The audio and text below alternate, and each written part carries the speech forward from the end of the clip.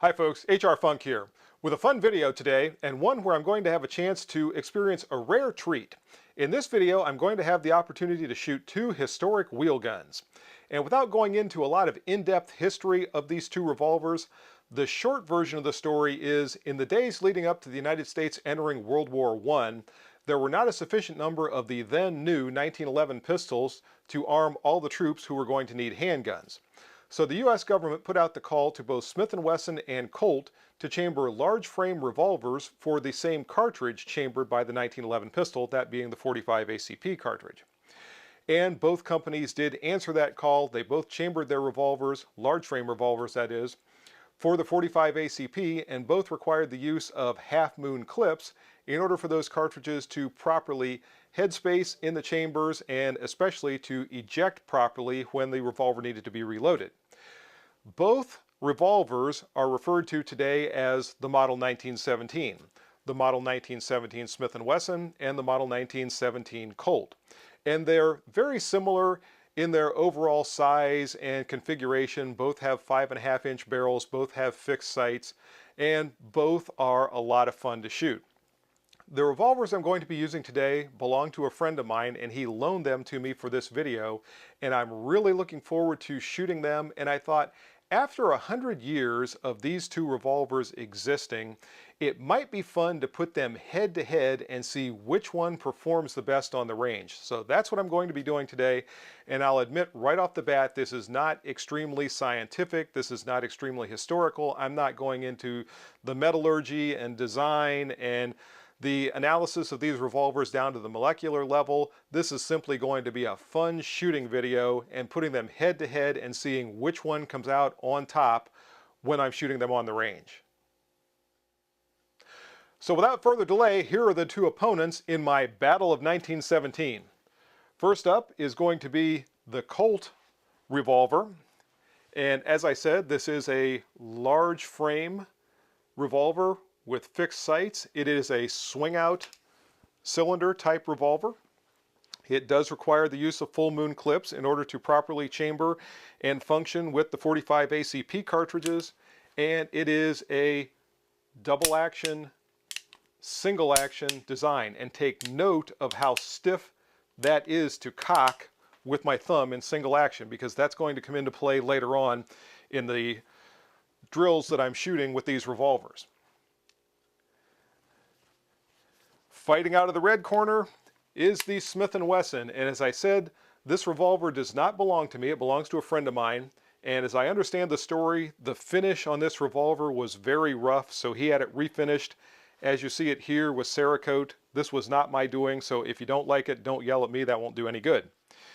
As with the Colt, it is a large frame Smith & Wesson revolver with a swing out cylinder, fixed sights, and it also is a double action, single action revolver. So those are the two revolvers. Now I'll tell you about the drills that I'm going to be shooting in this video. So my Battle of 1917 is going to be divided into 4 stages, and from those 4 stages I'm going to be firing 6 rounds out of each revolver. And I'll explain each stage before I start to shoot it, and then you'll get to see it on video. I'm going to have a target just like this for each revolver. So there will be a Colt target and a Smith & Wesson target. And when I'm all done shooting, I'm going to take a final score of the target. The scoring is going to be as follows. Any shots that strike inside the red circle are going to be worth 3 points. Shots striking in the white circle will be worth 2 points, and anything inside this inner line is going to be worth 1 point. Shots striking outside of this inner line are going to be considered misses. They'll be worth 0 points. Now there is going to be a stage that's going to have designated headshots, and when I get to that stage, any shots that strike in the head are going to be worth 3 points, just like the red circle.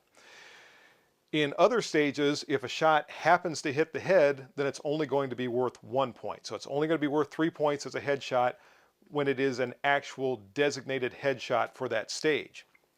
Also, when I'm shooting the drills, just to make it interesting, I'm going to be shooting the way they would have shot these revolvers in World War I, meaning all the shooting is going to be one-handed. Keep in mind, two-handed combat shooting didn't become fashionable until decades after World War I when it was popularized by Jeff Cooper. So I'm going to be shooting all of these one-handed, every single drill, every single shot, and I'm going to see just how many I can keep inside of this red circle. As I said, when I get all done, I'm going to total up the score and see which revolver wins my Battle of 1917. And here we go. I started things off from a distance of 5 yards with the Smith & Wesson revolver, and in this stage I was shooting with the shot timer. You'll see that here momentarily. And on the signal to fire, I had to fire 6 shots into the body of the target in a time limit of 9 seconds. Again, this was all one-handed double action shooting with the revolver. And since I started off with the Smith & Wesson in this drill, for the next stage I alternated and started with the Colt. So I alternated back and forth for each stage which revolver I started with to make sure that I wasn't giving an advantage one way or the other to either revolver, because I always practiced the drill or had one time through with one revolver and then went to the same exact revolver the second time. So you'll notice the alternation back and forth. But again, on this stage, on the signal to fire, I had 6 shots, one-handed, into the target in a time limit of 9 seconds, and here's how it went.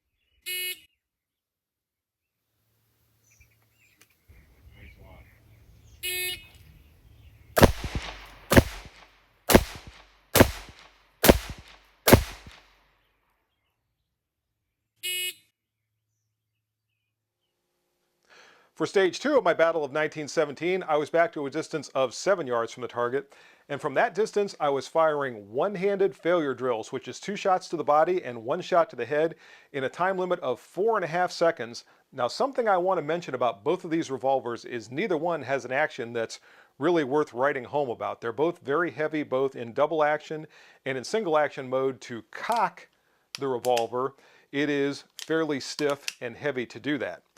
So as I was shooting the failure drills, which requires a little bit more precision and I'm at a greater distance, it was a bit of a challenge to get all 3 of those shots off within the time limit and have good shots. By the way, this is also the stage where shots that are fired at the head count as 3 points rather than 1 point.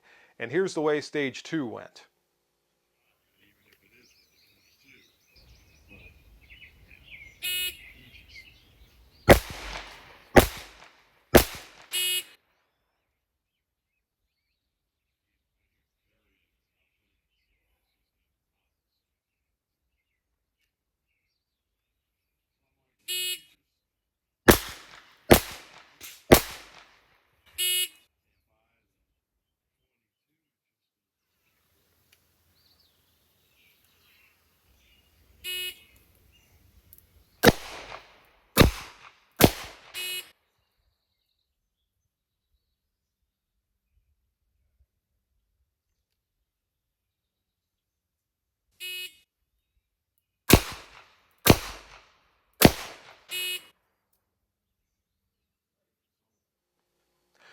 By the way, in that stage, you noticed a change in the camera angles between the Colt revolver and the Smith & Wesson revolver.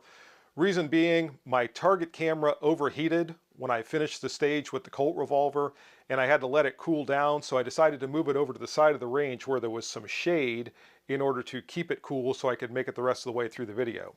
I don't like that camera angle as well, but I thought it was better to at least have the footage of the targets rather than not. So I also moved the camera that was facing toward me into the shade as well and kept them there the rest of the way through. So that's the camera angle you're going to see as I finish out the video. In stage 3, I was back to a distance of 50 feet from the target, and once again starting with the Smith & Wesson 1917. And for stage 3, I started to fire in single action rather than double action because of this greater distance. And I had a time limit in this stage of 12 seconds to fire 6 shots. My original plan was to thumb cock each shot and fire these from that distance of 50 feet. But because the action is so stiff in both of these revolvers, it was going to take so long to thumb cock the revolver, get it back on target, get my proper sight picture and squeeze off the shot rather, that I wasn't going to get very many shots off. So I modified my shooting. I still fired each shot one-handed, but I cocked the revolver with my non-shooting hand and then acquired my sight picture and squeezed off the shot one-handed with my shooting hand, obviously. So that's what you're going to see in this stage, and it was still a challenge to get all those shots off within a time limit of 12 seconds, and in fact, I didn't do it with either revolver. With my Smith & Wesson, the final shot that you'll see me fire, which I think was shot number 5, was over the time limit, so that one doesn't count. Fortunately, it was a miss. If there was ever a good time for a miss, that was the time for it because it didn't count anyway. Same with the Colt revolver. When I fired out my shots with that, I got 6 shots off, but my last shot was over the time limit. It was also a miss out in the shoulder or somewhere, so it didn't count either. So none of those count toward the final score at the end, but here's how stage number 3 looked.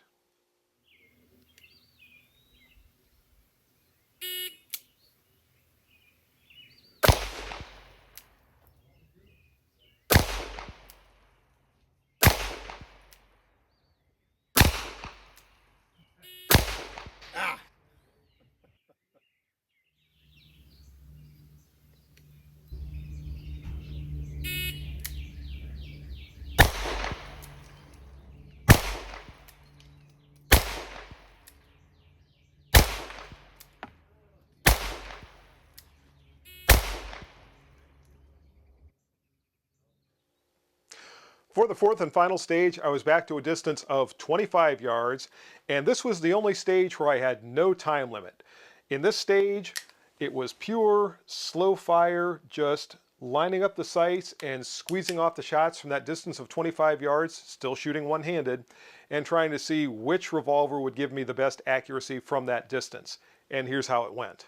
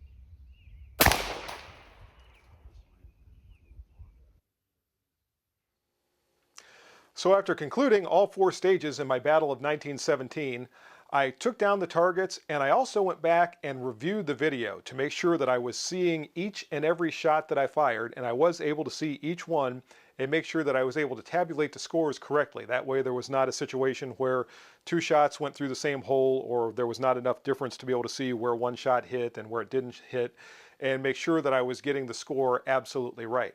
So I'm about to put up the targets that I took down after firing the Battle of 1917. I'll show you the results, and then I'll show you the tabulations and let you know which revolver won. And here are the targets from my Battle of 1917. On the right is the Smith & Wesson target, and on the left is the Colt target. And one thing that I'll say before I put the tabulations on these targets is, if you feel like you're a pretty good pistolier and you want to test yourself, get a couple of these old-time wheel guns and go out and shoot some drills just like this, one-handed only, and see how you feel when you get done, because I'll tell you what, those things will put you to work trying to fire accurate shots particularly as the distances increase and the time limits decrease. In any case, as I said, I'm going to put the tabulations on here now, and we'll figure out which revolver came out on top. And here are those tabulations. I hope you can read them okay. At the end, the Colt revolver had 6 shots that were in the red circle, along with 1 headshot. Remember, headshots are also worth 3 points from that failure drill. It had 5 shots that were in the white circle and 4 shots that were body shots outside of the circle that were not headshots. The Smith & Wesson had 12 shots that were inside the red circle, along with 2 headshots from the failure drills. There were 2 shots in the white circle right here, and there were 3 shots that were outside of the circles that were just body shots. So now I'm going to total those and let you know who won. So in the end, the Colt revolver ended up with a grand total of 35 points, and the Smith & Wesson revolver ended up with a grand total of 55 points. So the winner of my battle of 1917 is the Smith & Wesson 1917 revolver. And here's one last look at the winner of my battle of 1917, the Smith & Wesson 1917 revolver. And that's going to do it for the video today. I hope you enjoyed it. If you have any questions or comments, as always, make sure you forward those to me. Remember, if you purchase anything from Optics Planet, be sure to use my discount code, which is... And if you use that discount code, it's good for 5% off anything you purchase from Optics Planet. Also remember, WarbirdBunker.com is making t-shirts for the channel. If you go to WarbirdBunker.com, you can find my t-shirt there, as well as all of Nathan's other firearms and patriotic themed gear. And if you use my discount code at WarbirdBunker.com, which is HRFunk4U, that'll save you 10% off your purchase from WarbirdBunker.com. And also don't forget the new discount code from House of Pain Munitions. If you go to House of Pain Munitions and use my discount code there, which is HRFunk10, that'll save you 10% on your purchase from House of Pain. See you next time, folks. And until then, good shooting. Bye-bye.